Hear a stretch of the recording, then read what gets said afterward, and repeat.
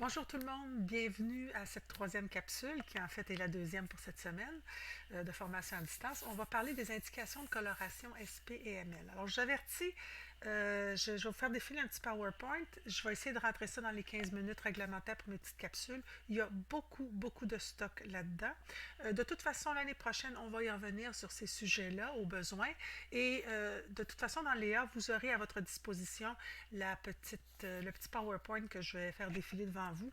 Donc, vous pourrez y retourner et calmement relire comme il faut toutes les indications qu'il y a dedans si vous voulez un peu mieux comprendre. Sinon, comme je vous dis, rassurez-vous, c'est pas très grave, on va y revenir de toute façon l'année prochaine un petit peu plus. Alors, je débarre immédiatement, on y va. Les match lines et les sécurités de peinture. C'est parti. Qu'est-ce que c'est? Alors, pour la coloration, il est important de fermer les lignes sur les mises au propre. OK? Alors, les dessins, quand ils sont complètement fermés à l'intérieur du cadrage, ça va, les lignes sont toutes fermées. Pour la coloration, c'est beau. Mais si le dessin sort de ces limites-là, ou on verra des cas aussi où ça va être nécessaire, il va falloir donner des informations pour délimiter les espaces à colorer. Si un espace n'est pas prévu à être fermé par le tracé de contour, alors on ne veut pas toujours nécessairement qu'il y ait une ligne noire sur notre contour. Alors, les coloristes n'ont pas nécessairement cette ligne-là. Il y a des endroits où on va vouloir que la couleur arrête, mais il n'y aura pas de ligne noire pour le montrer. Alors, à ce moment-là, on va avoir recours à ce qu'on appelle un SP, une sécurité de peinture, et ou un match line, qui à ce moment-là sera une demande d'arrêt de couleur très précis, que j'appellerai une ligne de raccord précis. Donc, on va commencer par regarder les match lines.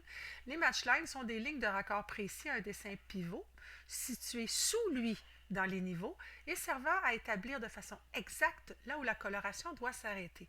Alors, souvenez-vous, là, on parle de cas où on est sur des niveaux séparés. Alors, évidemment, il faudra toujours indiquer à côté du ML du dessin, le dessin pivot concerné. Par exemple, ML à S1. On va aller regarder ça.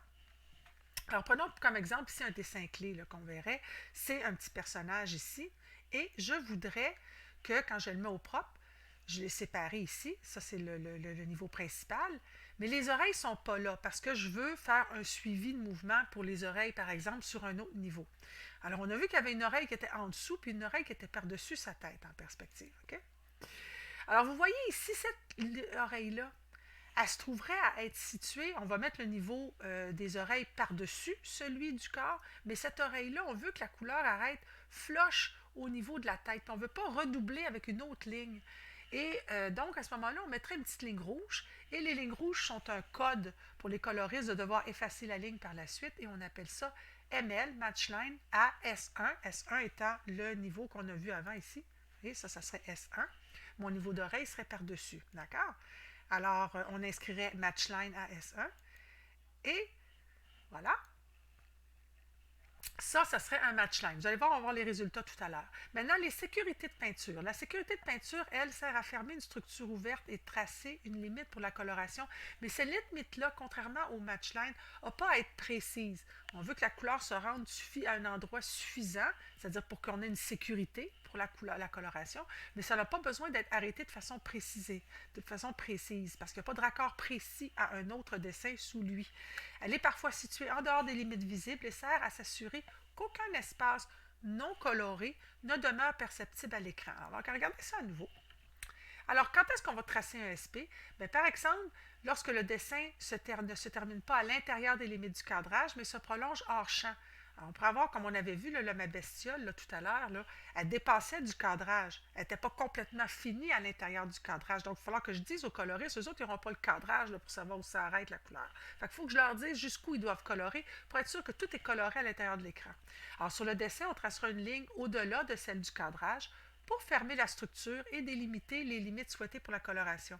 On utilisera, alors là, on va le regarder. Vous voyez ici, on a ma bestiole ici qui dépasse du cadrage. Alors ici, ça arrête, l'écran arrête ici. Mais le dessin se poursuit jusqu'à l'extérieur. Alors, jusqu'où les coloristes doivent aller? Jusque-là? Jusque-là? Non, il faut vraiment qu'ils aillent comme il faut à l'extérieur du cadrage. Donc, vous voyez, il faut leur dire où est-ce qu'on arrête la coloration, parce que les autres n'auront pas le cadrage. Alors, on fait une ligne comme ça, tchoup, on tire une ligne, et puis les coloristes vont savoir qu'ils doivent rentrer, mettre la couleur jusqu'à cet endroit-là. On va aussi utiliser une sécurité de peinture lorsqu'on ne veut pas que le trait de contour noir soit visible à l'endroit où la coloration s'arrête. On tracera alors une sécurité de peinture au crayon rouge. Alors, tout ce qu'on trace en rouge, il peut y avoir d'autres conventions, hein, parce qu'il y a plusieurs manières de fonctionner, mais ça, c'en est une. Le crayon rouge sera compris par les coloristes comme quelque chose qu'ils doivent effacer par la suite.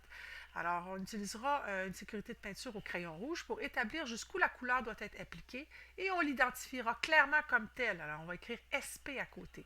Les coloristes avertis qu'il s'agit d'une SP se chargeront d'effacer cette ligne une fois la couleur terminée. Alors, allez voir ça. On va avoir un exemple ici pour l'oreille. OK? Alors, on voit ici qu'on a toute la tête si la ligne est faite ici au complet, mais l'oreille, elle vient par-dessus. On ne veut pas voir cette ligne-là. Fait qu'on veut que la couleur aille suffisamment loin pour cacher ce bout de ligne noire de la tête. Ici. Alors, vous voyez, on va mettre une petite ligne rouge pour dire rendez-vous jusque-là. Et cette ligne-là, on la met, on écrit SP. Les coloristes, sachant qu'une fois qu'ils auront coloré jusque-là, ils enlèveront cette limite-là. Alors, vous voyez, c'est ça que ça donne. Regardez, j'aurai mon niveau de S1 en dessous et j'aurai mon niveau des oreilles. Alors, avec celle-ci, ici, on aurait un ML, Matchline, une petite ligne qui indique clairement que l'on veut que la couleur arrête flush avec le dessin de S1. Et ici, par contre, on veut que la couleur déborde, aille plus loin pour qu'elle cache la ligne de contour que l'on voit à la tête, là, S1. Mais on ne veut pas voir une ligne d'arrêt. Alors, elle est rouge, c'est un SP, elle devra être effacée. Alors, on a une sécurité de peinture ici, qu'on n'a pas besoin de mettre en rouge puis de signaler que c'est SP, parce que de toute façon, c'est en dehors du cadrage, alors c'est pas grave. Mais par contre, ici, on est à l'intérieur du cadrage, donc les limites sont en rouge parce qu'elles devront être effacées une fois faites. Et Matchline, raccord précis, parce qu'on est par-dessus. Et SP, raccord non précis, juste pour être sûr, parce que ça aurait pu descendre jusqu'ici, ça aurait pu aller plus loin, mais ça n'a pas être précis, mais il faut vraiment que ça se rende jusque-là pour que la ligne de la tête soit bien effacée. Et ça nous donne ce superbe résultat à l'écran. On continue. Quand est-ce qu'on va avoir un SP? Ou si on va avoir un SP si la structure se complète sous le dessin d'un niveau au-dessus de lui. Par exemple, une jupe animée sur un niveau supérieur dont l'on ne verrait que les pieds dépassés. Ceux-là étant dessinés sur un niveau différent, un niveau en dessous. Hein, on travaille avec les différents niveaux. Rappelez-vous, c'est pour ça que la capsule précédente, je faisais un rappel des niveaux et de l'importance de bien placer les niveaux au bon endroit, l'un par-dessus l'autre. Et ici, ça, c'est vraiment des informations de coloration qui prennent cela en considération. Hein. Alors, il y a des choses qui sont au-dessus, des choses qui sont en dessous. Alors, dans ce cas-ci, la jupe est au-dessus des pieds qui se dépassent et qui sont en dessous, sur un niveau en dessous. On peut alors tout simplement fermer la structure des mollets au plomb sans même se soucier d'inscrire la mention SP. Un petit peu à la manière qu'on l'a fait avec la bestiole là, qui dépassait du cadrage. En effet, la limite tracée se trouvant sous le niveau de la jupe, nul besoin de l'effacer une fois la coloration terminée puisqu'elle ne sera de toute façon pas visible à l'écran. Alors, on va aller regarder ça. On va prendre un exemple ici. On a mon petit Poucha. Alors, c'est un petit personnage. On est dans le cadrage ici. Il y a une grande djellaba. Et puis, en fait, la djellaba va être animée. Puis, on va avoir les petits pieds en dessous puis la queue qu'on ne veut pas qu'ils bougent, eux autres. Alors, on ne voudra pas vouloir retracer les pieds à chaque fois pendant que la djellaba vole au vent. Donc, on va avoir notre niveau d'animation, appelons-le C, qui est le niveau où on aura après ça C1, C2, C3. Là, c'est l'animation de mon petit Poucha avec cette djellaba qui vole au vent. Et sous lui, on viendra placer les pieds et la queue. Vous remarquez, on n'a pas besoin de tout dessiner, de complètement dessiner. Alors, on va dessiner juste ce qu'il faut d'éléments pour s'assurer que quand la djellaba vole au vent, là, on ne perd pas les jambes. Et à ce moment-là, on appelle ça des sécurités de peinture, en fait. On n'a pas vraiment continué la structure au complet. On l'a arrêté avec une ligne, tout simplement, et on n'a pas besoin de dire SP parce que cette ligne-là n'a pas été effacée, puisqu'on ne la verra pas, elle sera toujours cachée par l'animation de la djellaba. On va regarder un petit peu plus loin qu'est-ce que ça donne. Donc, je colorerai ici mes petits pieds, ma petite queue. Et j'aurai le niveau C1 qui viendrait se placer par-dessus ici, avec la djellaba qui serait animée. Et puis ça ici, mes petits pieds et ma petite queue qui ne bougeraient pas, qui seraient fixes à l'écran. Alors voilà, c'était ça ma petite démonstration sur les matchlines et les SP. Alors, juste se rappeler que un matchline, ML, ça veut dire un raccord précis. C'est quand on veut que la couleur arrête à un endroit très précis. Donc, la matchline sera toujours sur un dessin qui va être au-dessus d'un autre auquel il doit se raccorder. S'il est en dessous, on met un SP, il va être caché. Là. au-dessus. La limite doit être cachée, c'est pour ceux qui sont au-dessus. Et bien sûr, il faut toujours inscrire à quel dessin on se raccorde. Parce que ceux qui vont faire la coloration vont devoir aller voir, ouais, mais c'est matchline, je sais que c'est un raccord précis, je dois couper ma couleur précisément face à quelque chose, mais face à quoi? Le dessin est dans une autre colonne et ailleurs. Alors, il faut leur dire ML à S1 dans le cas qui nous intéressait ou au dessin correspondant. Donc, ML, on ne met jamais ML tout seul. Matchline tout seul, ça ne veut rien dire. C'est comme on dit, je veux que tu sois précis à. À quoi? Matchline à quoi? Donc, il faut toujours inscrire le dessin auquel se raccorde cette limite de couleur, que j'appelle, moi, le dessin pivot.